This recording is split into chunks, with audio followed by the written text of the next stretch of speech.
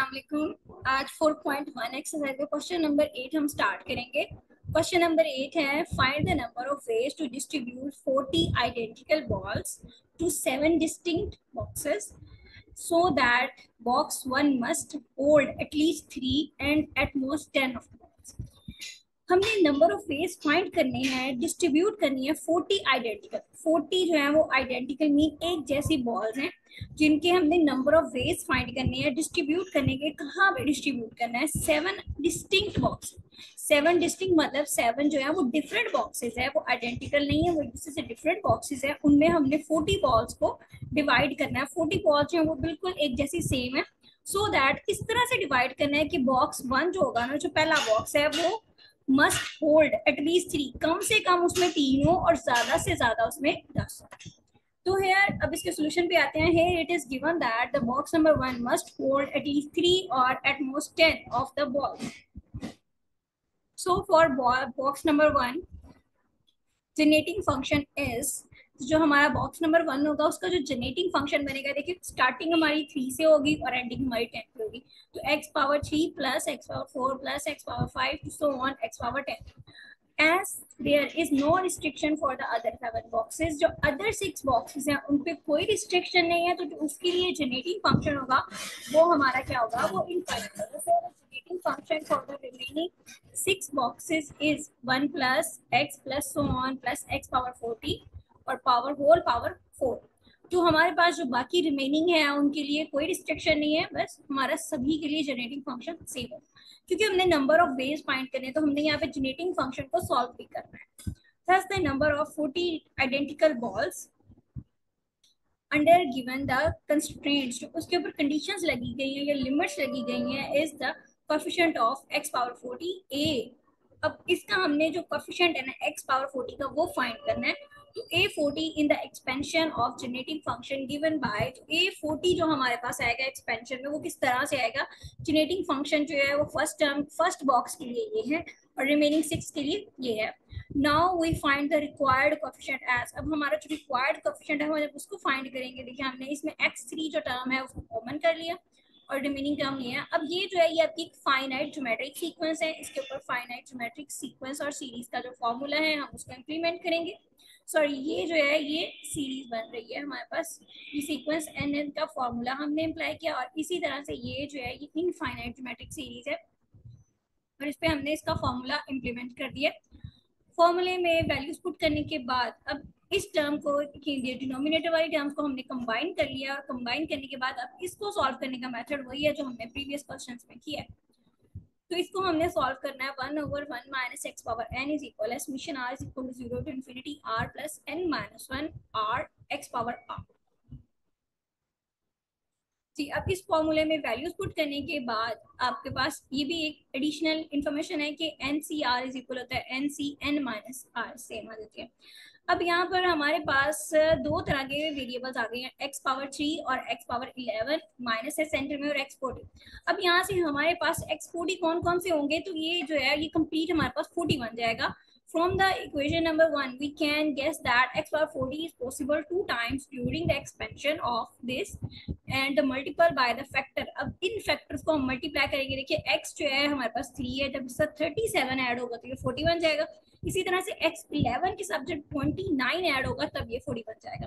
तो thus we will use the r is equal to 37 and r is equal to 29 to get the term involving x power 40।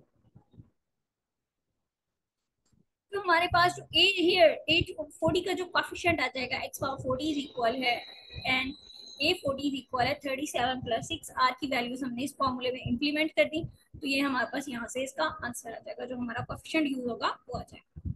Next हम move करते हैं question number 9 पे। Question number 9 में दिए गए हैं हमें, find the number of ways to select 2n balls from n identical blue balls। हमने 2n balls को सिलेक्ट करना है। कहाँ से सिलेक्ट करना है हमने? और उनके नंबर ऑफ वेज बताने हैं। सिलेक्ट करना है हमने n आइडेंटिकल बॉल्स को, जो कि क्या है? ब्लू है। ब्लू n आइडेंटिकल बॉक्सेस है, बॉल्स हैं, मतलब कि टोटल नंबर n है। जैसे कि हम n कह देते हैं 40 है, तो 40 बॉल्स हैं जो कि ब्लू है और वो बिल्कुल एक जैसे सिमिलर है। इसी तरह से n आइडेंटिकल रेड बॉल्स हैं और n आइडेंटिकल व्हाइट बॉल्स हैं, वेयर n जो है वो नेचुरल नंबर से बिलोंग करता है। अब यहाँ पे आते हैं जी, हमारे पास तीन तरह की कैटेगरीज हैं, ब्लू, रेड एंड व्हाइट। और हमने बताना है कि हमारे पास बॉल जो सिलेक्ट होगी 2n, तो वो जो है 2n जो बॉल हमने सिलेक्ट की होंगी वो कितने नंबर ऑफ वेज से हम सिलेक्ट कर सकते हैं, उसके नंबर ऑफ वेज हमने बताने हैं। ये भी क्वेश्चन सिमिलर ऊपर वाले क्वेश्चन की ही तरह है, same. Here it is given that there is three classes of identical balls, blue, red and white. The generating function for the blue ball is, blue ball क्योंकि एन तक जा रही है, ब्लू पे कंडीशन है एन, ब्लू जो है वो आइडेंटिकल है, तो ये आपके पास क्या हो जाएगा, क्योंकि हमें ये एन तक बता दी गई है, हमें इसकी लोएस्ट नहीं बताई गई है, तो 1 plus x square plus so on x power n. Similarly, the generating function for the red ball is same, and similarly generating function for the white ball is same. Thus, the number of selecting 2n balls under the given constraint is the coefficient of x power 2n. अब हमने 2n balls जो है वो select करनी है, उसके ऊपर जो लिमिट्स लगी हुई है, कंस्ट्रेंट्स जो लिमिट्स लगी हुई है कोएफिशिएंट की, वो क्या है कि x पावर 2n के हमें कोएफिशिएंट चाहिए। तो a2n in the expansion of the generating function given by g of x is equal है 1 plus x square plus so on x power n। ये हमारी लाइक रेड के, ब्लू के लिए, ये रेड के लिए और ये व्हाइट के लिए, ये तीनों सेम है, तो तीनों का हमने पावर्स ऐड कर देंगे, तो हमारा जो रिक्वायर्ड कोएफिशिएंट है अब हमने उसको जो फाइंड करना है, तो ये जो हमारी सीरीज बन रही है, ये हमारी जो है ज्योमेट्रिक सीरीज जो बन रही है ये फाइनाइट। तो इसके लिए फाइनाइट का फॉर्मूला यूज है, फाइनाइट ज्योमेट्रिक सीरीज का फॉर्मूला यूज करने के बाद हमारे पास ये जो टर्म है, क्यों, क्योंकि ये बायनोमियल एक्सपेंशन की तरह बिल्कुल है, तो इसको हम बायनोमियल एक्सपेंशन की तरह ओपन कर सकते हैं, क्योंकि पावर 3 है, तो इसको हम जो है क्यूब का फॉर्मूला यूज करके भी इजीली ओपन कर सकते हैं।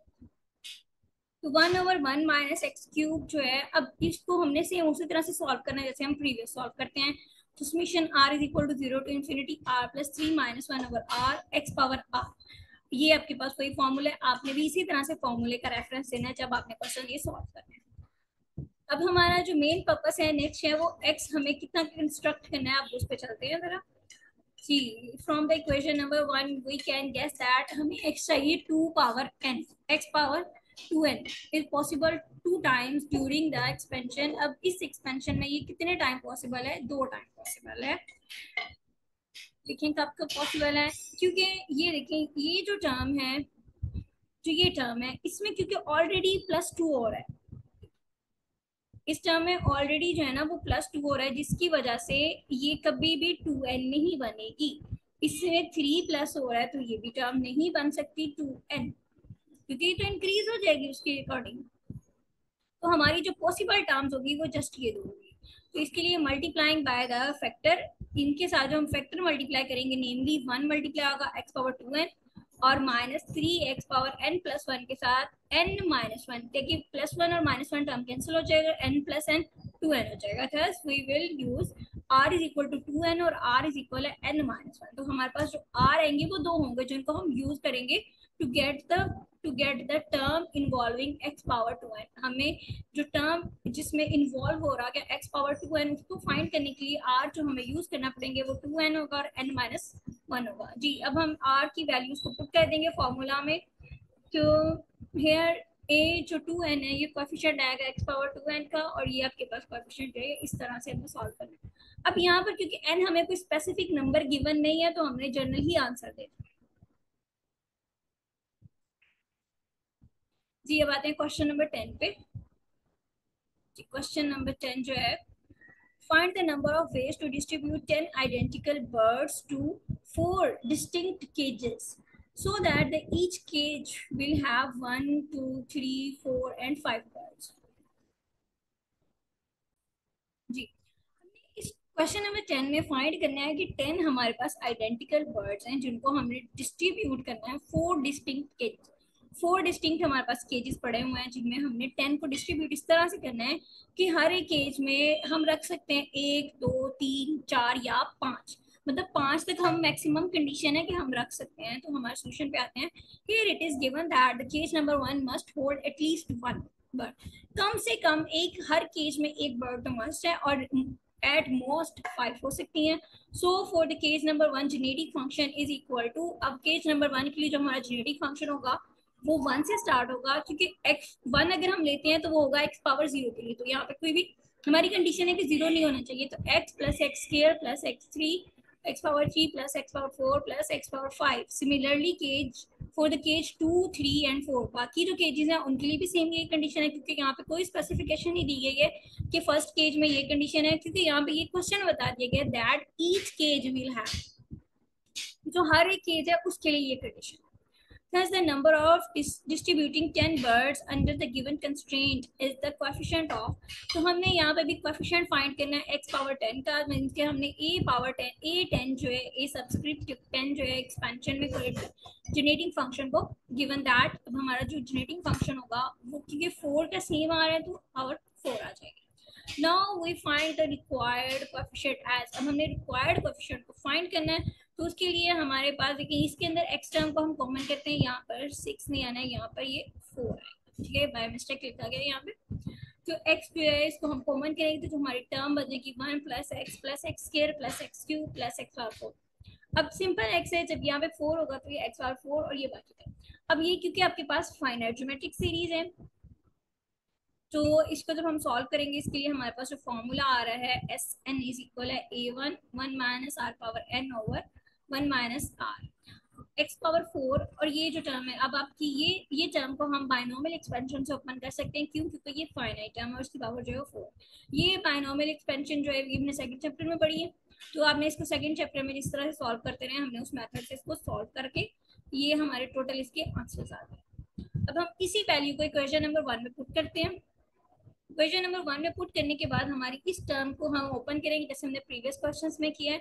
इस टर्म को ओपन करने के बाद हमें चाहिए, क्योंकि कोएफिशिएंट जो पॉसिबल है, अब यहाँ पे देखें यहाँ पर हमारे पास 4 है, 9 है और ये 14 है और 19 और 24, तो हमारे पास ये टर्म भी इंक्लूड नहीं होगी, ये भी नहीं होगी, ये भी नहीं होगी. तो पॉसिबल 2 टर्म्स है जो हमें आंसर्स दे सकती है जब हमारी x पावर 10 की पॉसिबल.